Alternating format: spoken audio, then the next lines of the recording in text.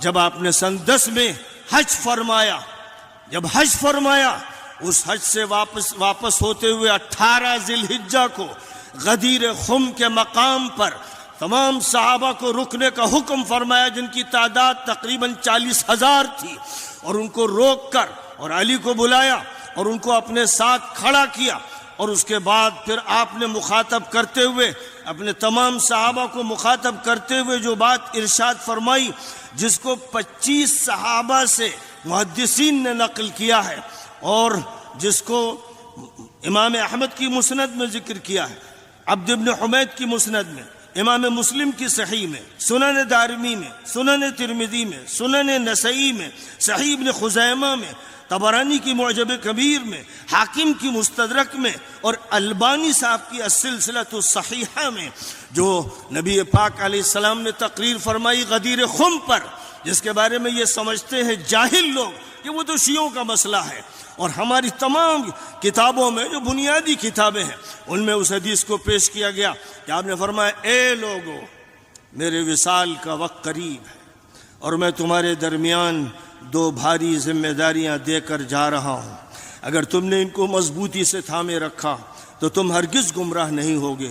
ایک اللہ کی کتاب اور دوسرے میرے اہل بیت۔ حضرت علی ساتھ تھے، اور حضور پاک علیہ السلام نے ہاتھ ان کا پکڑ کر سب کا سامنا کرایا تھا، 40,000 صحابہ کے سامنے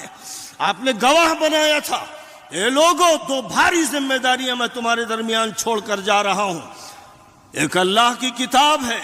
اور ایک میرے اہل بیت ہیں، جن میں سر فہرست سرخیل ان کے امام علی بن ابی طالب علیہ السلام تھے۔ فرمایا کہ یہ 2 چھوڑ کے جا رہا ہوں، اور جو بھی ان کو مضبوطی سے تھامے رہے گا وہ ہرگز گمراہ نہیں ہوگا۔ نبی پاک علیہ السلام نے یہ ارشاد فرمایا، وہ فرمایا وَلَن يَفْتَرِقَا حَتَّى يَرِدَ عَلَيَّ الْحَوْضَ، قرآن اور اہل بیت کبھی جدا نہیں ہوں گے یہاں تک کہ حوض کوثر پر میرے سامنے آئیں گے۔ اب اس کے بعد مزید پھر یہ فرمایا، حضرت علی کا ہاتھ پکڑے ہوئے تھے، فرمایا من کنت مولا فعلی المولا، میں جس کا ولی ہوں علی اس کے ولی ہیں۔ اس سے زیادہ کیا کہتے نبی پاک علیہ السلام؟ میں جس کا ولی ہوں علی اس کے ولی ہیں، علی تمام مؤمنوں کے ولی ہیں۔ اور فرمایا جو علی کا ساتھ دے اے اللہ تو اس کا ساتھ دے، اور جو علی سے دشمنی کرے اے اللہ تو اس سے دشمنی کر۔ امام ذہبی، حافظ ابن حجر، امام سیوطی، محدث عجلونی، شیخ البانی، سب نے اس حدیث کو متواتر کہا ہے، اور متواتر کا وہ درجہ ہوتا ہے جو قرآن کی آیت کا ہوتا ہے، وہ درجہ ہوتا ہے۔ حافظ ابن حجر کے یہ الفاظ ہیں، یہ حدیث بہت سی سندوں سے منقول ہے، اور اس کی زیادہ تر سند صحیح یا حسن ہے۔ حوالے میں نے سب دے دیے ہیں، اور آپ کے سامنے اس کو کر دیتا ہوں تاکہ کم از کم جو فوٹو لے رہا ہے، جو ریکارڈ کر رہا ہے، یہ اس کے سامنے ریکارڈ ہو جائے، محفوظ ہو جائے۔ حسن و حسین جنت کے سردار ہیں، کن کن محدثین نے اس کو روایت کیا ہے، کن کن حدیث کی کتابوں میں اس کا ذکر آیا ہے۔ اب مزید یہ دیکھ لیجئے ذرا، وہ بات فرمائی تھی کہ قرآن اور میرے اہل بیت۔ اب حضرت ابو ہریرہ رضی اللہ تعالی عنہ روایت کرتے ہیں کہ حضور صلی اللہ علیہ وسلم نے حضرت علی، حضرت فاطمہ، حضرت حسن، حضرت حسین کو دیکھا اور فرمایا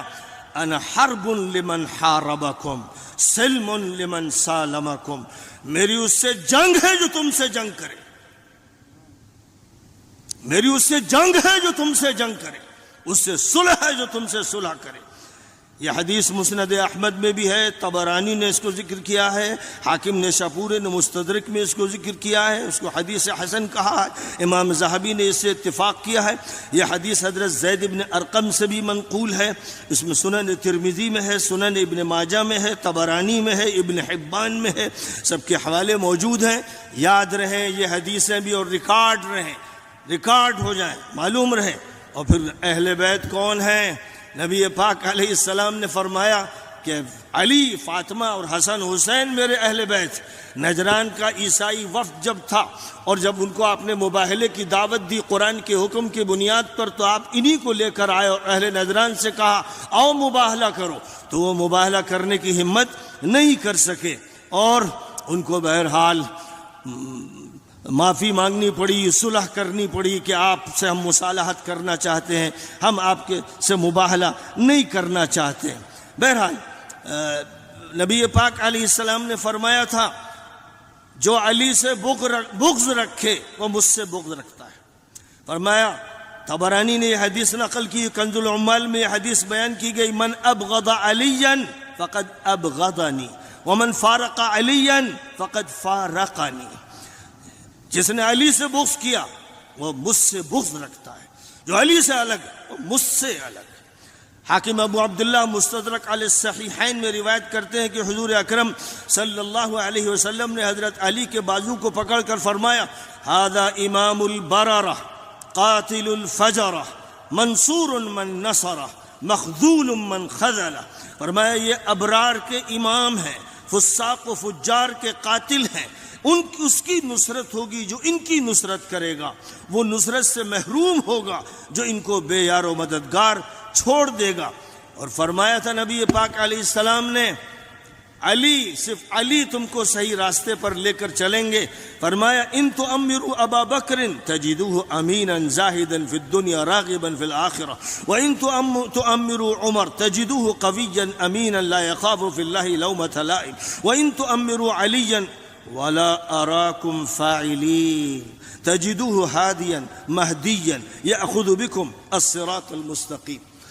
فرمایا نبی پاک علیہ السلام نے، امام احمد ابن حنبل نے اپنی مسند میں یہ حدیث بیان کی ہے، امام بزار نے اپنی مسند میں بیان کی ہے۔ فرمایا تم اگر ابو بکر کو خلیفہ بناؤ گے تو انہیں امانت دار اور دنیا میں زہد اختیار کرنے والا اور آخرت سے رغبت رکھنے والا پاؤ گے، اور اگر تم عمر کو خلیفہ بناؤ گے تو انہیں طاقتور اور امانت دار پاؤ گے، وہ اللہ کے بارے میں کسی ملامت کرنے والے کی پرواہ نہیں کریں گے، اور اگر تم علی کو خلیفہ بناؤ گے اور میں نہیں دیکھ رہا ہوں کہ تم ایسا کرو گے۔ حضور کو معلوم تھا کہ کچھ ایسا ہوگا، اور میں نہیں دیکھ رہا ہوں کہ تم ایسا کرو گے، تو انہیں اگر بناؤ گے تو انہیں ہدایت دینے والا اور ہدایت یافتہ پاؤ گے، وہ تمہیں صحیح راستے پر لے کر چلیں گے۔